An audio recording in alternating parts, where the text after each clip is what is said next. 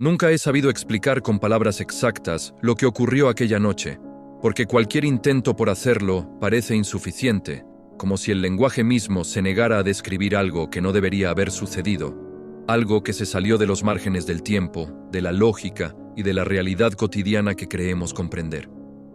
Era viernes, una noche común en apariencia, de esas que se sienten tranquilas, incluso predecibles, y quizá por eso lo que ocurrió después fue tan devastador. Mi hermana había salido con su novio y yo me había quedado en casa avanzando trabajos de la escuela, agotada por la rutina de estudiar y trabajar al mismo tiempo, sentada frente a la computadora en la sala mientras mi madre veía la televisión a mis espaldas, hablando sola, comentando escenas de un programa que yo apenas escuchaba. La casa estaba iluminada apenas por la luz azulada de la pantalla y el resplandor tenue del televisor, cuando de pronto sonó el teléfono fijo. Ese sonido, tan olvidado y ajeno hoy en día, nos hizo sobresaltarnos a las dos, porque nadie llamaba ya a ese número. Era un objeto casi decorativo, algo que seguía ahí por costumbre, como un recuerdo de otra época. Mi madre se levantó de inmediato, con una prisa que no supe interpretar hasta después, y contestó sin decir palabra, mientras yo permanecía inmóvil, escuchando con claridad la voz que emergía del auricular. Una voz masculina, cansada, urgente, pronunciando palabras que se incrustaron en mi memoria como un clavo oxidado. Amor, voy para allá. No se duerman. Espérame. Mi madre respondió casi por reflejo, con una voz rota, suplicante, como si estuviera hablando desde un pozo profundo de dolor que nunca había cerrado. Y cuando la llamada terminó, el silencio que quedó fue tan pesado que parecía presionar el aire de la habitación. Ella permaneció de pie, pálida, con los ojos llenos de lágrimas, incapaz de mirarme, incapaz de responderme cuando le pregunté qué pasaba, hasta que finalmente susurró algo que me hizo sentir que el suelo desaparecía bajo mis pies. Esa llamada era idéntica, palabra por palabra, a la que había recibido la noche en que mi padre murió, 10 años atrás, cuando salió de casa y nunca volvió, atropellado por un hombre borracho que se pasó un alto. Aquella voz que acabábamos de escuchar no podía existir, y sin embargo había sonado tan real, tan cercana, tan viva, que algo dentro de mí entendió que esa noche no había terminado cuando el teléfono se colgó, sino que apenas estaba comenzando. El presentimiento no se fue con el paso de los minutos, al contrario, se volvió más denso, más insoportable, como una neblina espesa que se colaba por cada rincón de la casa, obligándonos a permanecer despiertas, alertas, temiendo que algo más intentara cruzar ese umbral invisible que se había abierto con la llamada. Llamé a mi hermana con manos temblorosas, pidiéndole que regresara de inmediato, incapaz de explicarle por teléfono lo que había ocurrido, solo repitiendo que algo no estaba bien, que necesitábamos verla, que no se quedara donde estaba. Cuando llegó con su novio, media hora después, la tensión seguía suspendida en el aire. Les contamos todo y aunque él guardó silencio, su expresión dejó claro que incluso sin creerlo del todo, algo en aquella historia lo inquietaba. Nadie quiso dormir, como si cerrar los ojos fuera una invitación a que aquello regresara. Y fue cerca de la medianoche, cuando el novio de mi hermana recibió un mensaje. Sus amigos, con quienes habían estado antes, habían quedado atrapados cerca de una balacera, un evento fortuito, violento, que pudo haberlos alcanzado de no haber salido antes. Esa coincidencia terminó de quebrarnos, porque empezamos a preguntarnos si la llamada no había sido una advertencia, un intento desesperado por alterar el curso de algo terrible.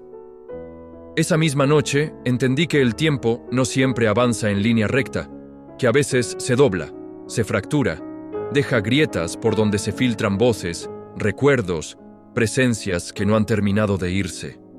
A partir de entonces, el teléfono nunca volvió a sonar, pero tampoco lo desconectamos. Nadie se atrevió.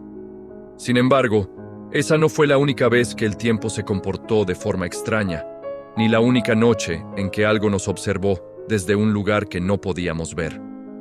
Meses después, en otro punto del país, lejos de nuestra casa, un grupo de amigos decidió seguir coordenadas aleatorias generadas por una aplicación, creyendo que era solo un juego, una moda pasajera, sin saber que estaban caminando directo hacia el mismo tipo de grieta, hacia un lugar donde la oscuridad no solo se acumulaba, sino que parecía esperar, paciente, consciente, como si algo supiera que tarde o temprano alguien iba a llegar hasta ahí para escucharla reír.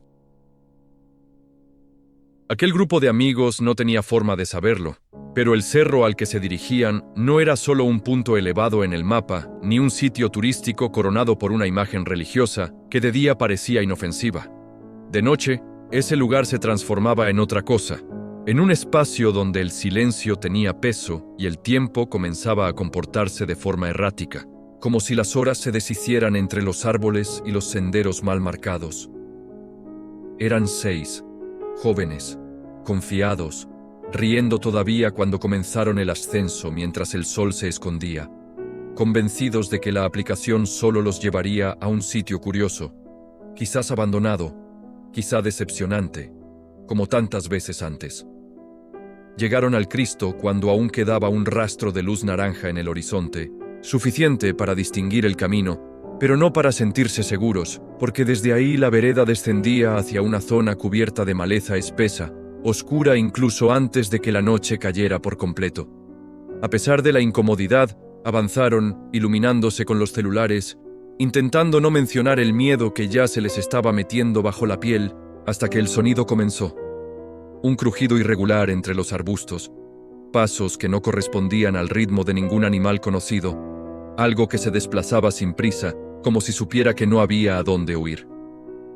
Se quedaron quietos, apagaron las luces por instinto, y fue entonces cuando notaron lo imposible. El reloj marcaba más de las 9 de la noche, aunque sentían que no había pasado tanto tiempo, como si el trayecto hubiera sido absorbido por la oscuridad. Nadie quiso decirlo en voz alta, pero todos comprendieron que algo no encajaba, que no solo estaban en un lugar equivocado, sino en un momento que no les pertenecía. Decidieron regresar, y en cuanto encendieron nuevamente los teléfonos, una sombra cruzó el camino frente a ellos, alta, deformada, moviéndose con una rapidez antinatural, lo suficiente para desatar el pánico. Corrieron sin pensar, tropezando, gritando, hasta que uno cayó, obligando a 3 a detenerse para ayudarlo mientras los otros seguían adelante, perdiéndose entre la vegetación.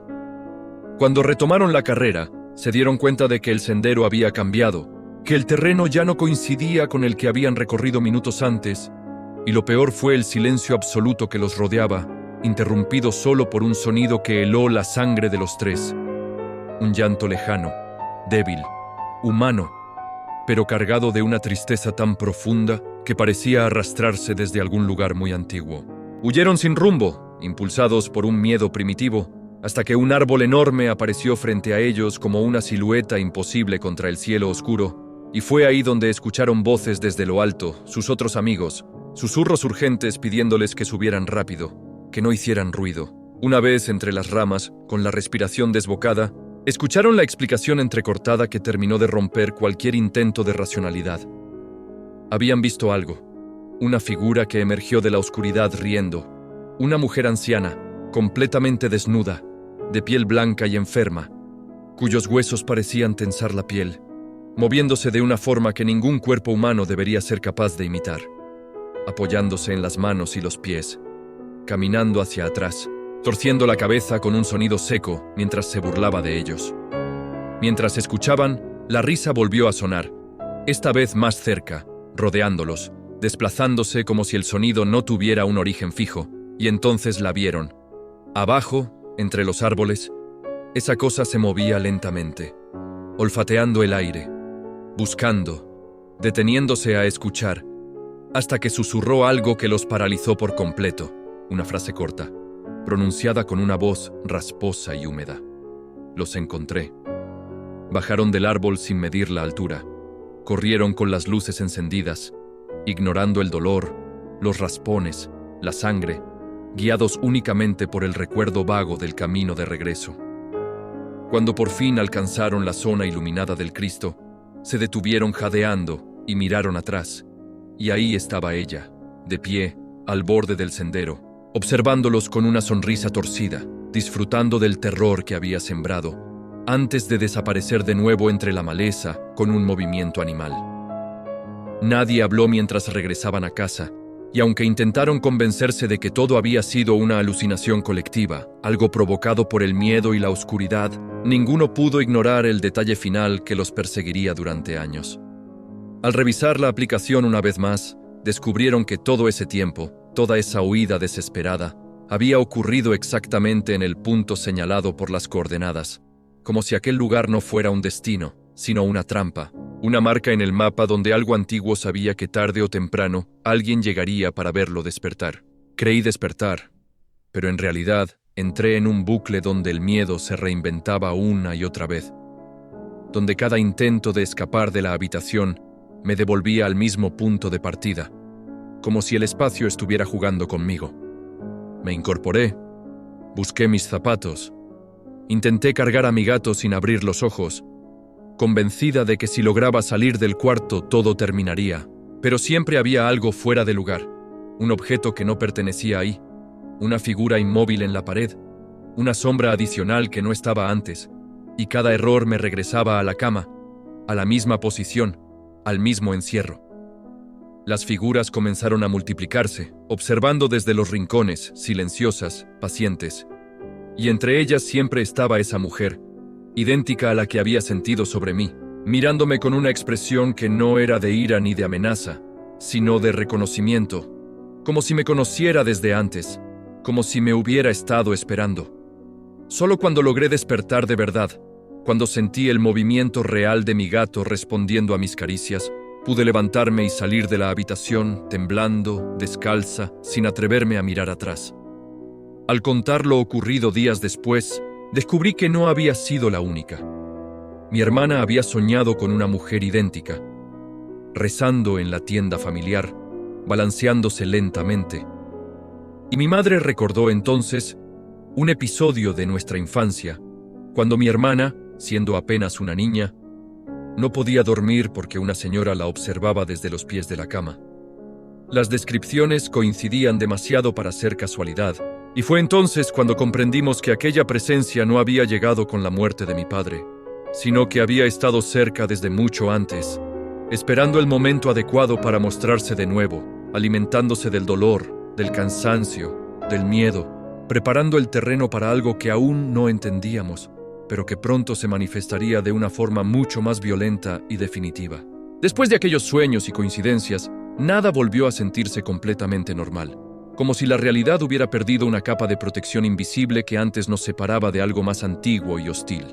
Fue entonces cuando las manifestaciones comenzaron a darse a plena luz de la conciencia, sin el refugio de la explicación onírica. Una noche, ya casada y viviendo en una comunidad pequeña donde el silencio se vuelve absoluto después de cierta hora, me acosté antes que mi esposo, con el bebé dormido en su cuna, cuando vi por la ventana una sombra negra cruzar el patio, encorvada, robusta, moviéndose con una lentitud deliberada. Decidí ignorarla por instinto, porque sabía que cuando fijaba mi atención en esas cosas, parecían aferrarse con más fuerza a mi mente. Sin embargo, esa misma noche, soñé con dos mujeres de piel blanca y cuerpos pesados, vestidas con ropa vieja y faldas negras, riendo de una forma estridente, mientras entraban a la casa y se llevaban a mi hijo. En el sueño, intenté golpearlas, arrancárselo de los brazos, cerrar las puertas, pero mis movimientos eran torpes, inútiles, como si estuviera luchando contra el aire. Desperté empapada en sudor y corrí a revisar al bebé, encontrándolo en calma, respirando con normalidad, aunque la sensación de peligro no se disipó. A la mañana siguiente le conté el sueño a mi esposo, esperando consuelo, o al menos comprensión, pero su risa nerviosa me heló aún más la sangre cuando confesó que él había soñado exactamente lo mismo, con las mismas mujeres, intentando entrar por otra puerta de la casa. Aquello fue suficiente para romper su escepticismo, y sin decirlo en voz alta, ambos entendimos que no se trataba de simples pesadillas compartidas, sino de algo que había cruzado un límite, algo que ya no se conformaba con observar, sino que comenzaba a reclamar. Las advertencias seguían apareciendo en lugares donde la muerte ya había dejado su huella, como si esa presencia se alimentara del dolor concentrado en ciertos puntos. Recuerdo una vez, durante una fiesta patronal, Me detuve cerca de un canal que tenía fama de haberse llevado varias vidas. Sin darme cuenta, estaba parado junto a una cruz, puesta ahí en memoria de un hombre que se ahogó. De repente, vi cómo el agua empezó a agitarse con una violencia increíble, como si algo estuviera luchando por salir desde el fondo, salpicando con desesperación y creando ondas que no eran para nada naturales. Me fui corriendo de ahí, con el corazón a 1000 por hora. Más tarde me enteré de que la gente del lugar evitaba pasar por ahí, sobre todo de noche, porque muchos juraban haber visto a alguien intentando salir del canal. Pero la experiencia que de verdad me heló la sangre ocurrió tiempo después. Una noche, regresando del trabajo, el ambiente se sentía diferente, pesado, cargado con una tensión que no podía explicar. De la nada, los perros de la calle comenzaron a aullar, uno tras otro. Era como un lamento colectivo que avanzaba por las calles, como una ola de sonido que se acercaba cada vez más a nuestra casa. Salí para cerrar la puerta del patio, y justo en ese momento, un frío paralizante me recorrió todo el cuerpo y me obligó a detenerme. Y fue entonces cuando la vi. Era una figura altísima, de casi 2 metros, que se estaba retirando lentamente desde la barda del patio. Su rostro era una calavera expuesta y llevaba un vestido negro que se mecía con el viento. Se quedó ahí, observándome con una quietud absoluta que me aterrorizó. Cerré la puerta de un golpe y me metí a la casa, muerto de miedo, y me puse a rezar mientras escuchaba cómo los aullidos de los perros se iban alejando poco a poco, siguiendo su camino. A la mañana siguiente, la noticia nos golpeó como un rayo. Un hombre había sido asesinado esa misma noche, justo a la misma hora en que escuchamos los lamentos y vi a esa figura. El crimen ocurrió en el mismo trayecto que los perros habían recorrido con su aullido. En ese momento, todas las piezas encajaron y ya no nos quedaron dudas. Aquello no era una sola entidad, ni tampoco una simple coincidencia. Era algo mucho más oscuro, algo que caminaba de la mano con la muerte, anunciándola, presenciándola. Y a veces, como empezamos a temer con pavor, quizás hasta provocándola.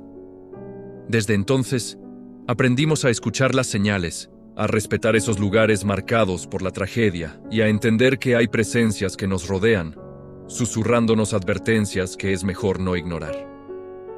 Gracias por acompañarme en este relato. Si te gustan estas historias, no olvides suscribirte y activar la campanita para no perderte la próxima. Nos vemos en la siguiente noche de misterio. Las advertencias seguían apareciendo en lugares donde la muerte ya había dejado su huella, como si esa presencia se alimentara del dolor concentrado en ciertos puntos.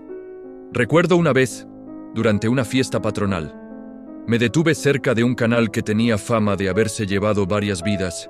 Sin darme cuenta, estaba parado junto a una cruz, puesta ahí en memoria de un hombre que se ahogó.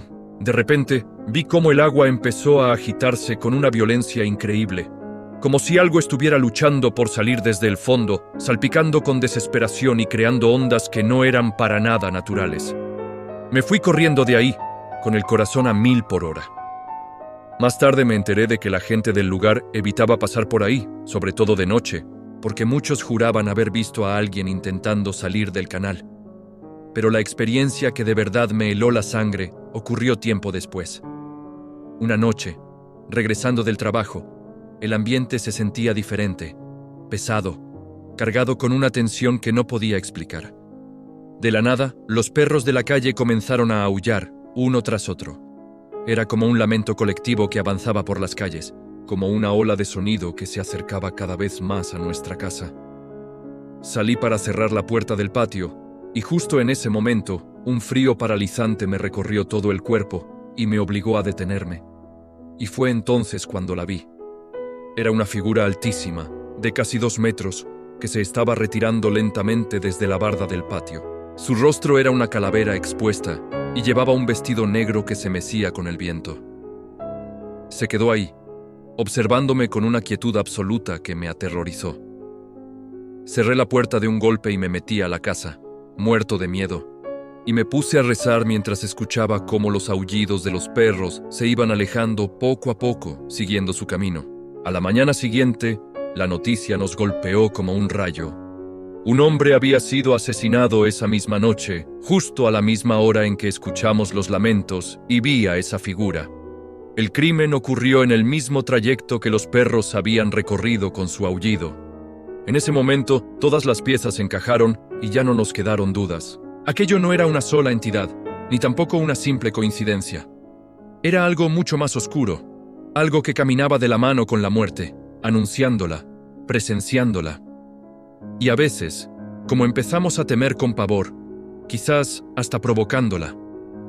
Desde entonces, aprendimos a escuchar las señales, a respetar esos lugares marcados por la tragedia y a entender que hay presencias que nos rodean, susurrándonos advertencias que es mejor no ignorar. Gracias por acompañarme en este relato. Si te gustan estas historias, no olvides suscribirte y activar la campanita para no perderte la próxima. Nos vemos en la siguiente noche de misterio.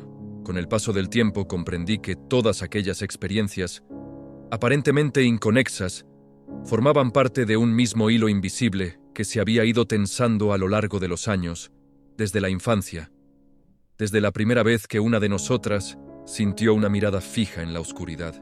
La mujer anciana, las sombras, las risas, los llantos, las advertencias antes de la tragedia, los lugares marcados por la muerte.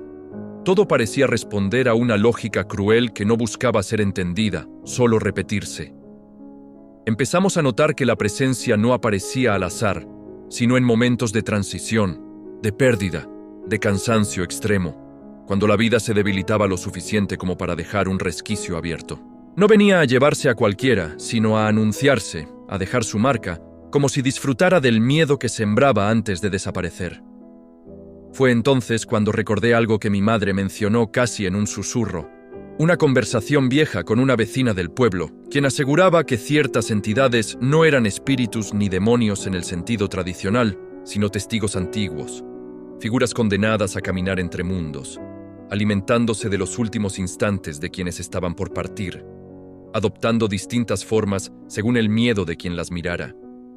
Entendí, con un nudo en el estómago, que esa mujer no nos seguía a nosotras por casualidad, sino porque habíamos aprendido a verla, porque de alguna forma nuestra familia había quedado marcada desde la muerte de mi padre, cuando el tiempo se fracturó aquella noche con una llamada imposible.